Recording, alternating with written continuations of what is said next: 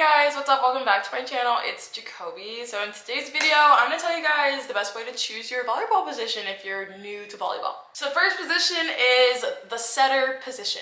Now, the setter is kind of like the quarterback of the team. They run the offense. They kind of always are involved, literally, because every play they touch the ball because the setter usually gets the second ball. So setters are typically good at obviously setting, but besides that, passing as in like defense, not necessarily serve receive, mainly because we're not really passing serve receive balls because they are a setter. I would say defense, hitting, and platform setting for sure.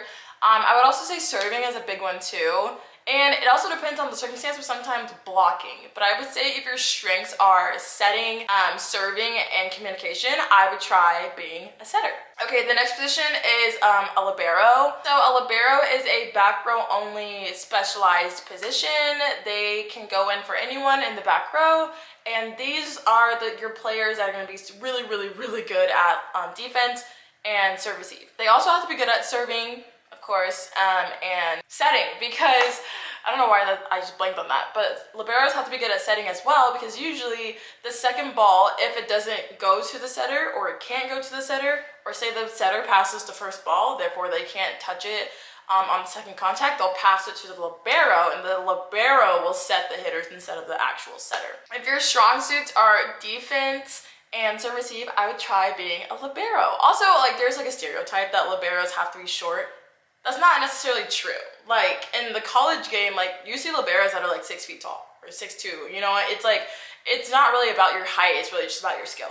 Okay, next position is an outside hitter, and I'm gonna keep saying this, like, oh, but these positions need to be good at blocking, setting, hitting. Like, every position, in my opinion, needs to be well-rounded, but there are certain, like, specialties that, like, make a good outside hitter or make a good setter. So for the outside hitter position, obviously, like, blocking is huge, because typically on the other team you are going to be blocking their right side hitter if you are the outside hitter, and typically the right side hitter, especially in like the high school college game, that's like a really, really tall player. Also, you need to be a good serve receive / defensive player, because typically outside hitters will pull back and serve receive, they'll pass, and if the other team is like smart, they'll serve that outside hitter pretty much every time, because that girl has to like think about passing, defense, hitting, blocking. Like, a lot is on their mind, okay?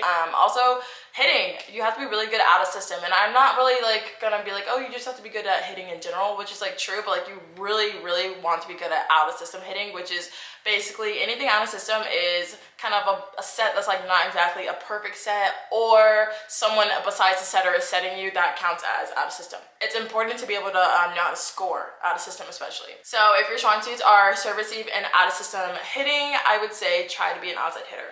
The next position is a middle blocker. I was a middle blocker, and I have a love-hate relationship with being a middle. Anyways, basically middles are like, in my opinion, maybe I'm biased, I don't know, but like middles are like what makes the offense like go. Because the outside hitters and the right side hitters would not have any kind of opening if the middles weren't attacking or pulling the block for them. That being said, middles aren't necessarily expected to score, but when they can score, that's like amazing for the offense. So really, middles just need to be good at blocking and agility. And I mean agility as in like moving side to side and being able to close the block on the pins.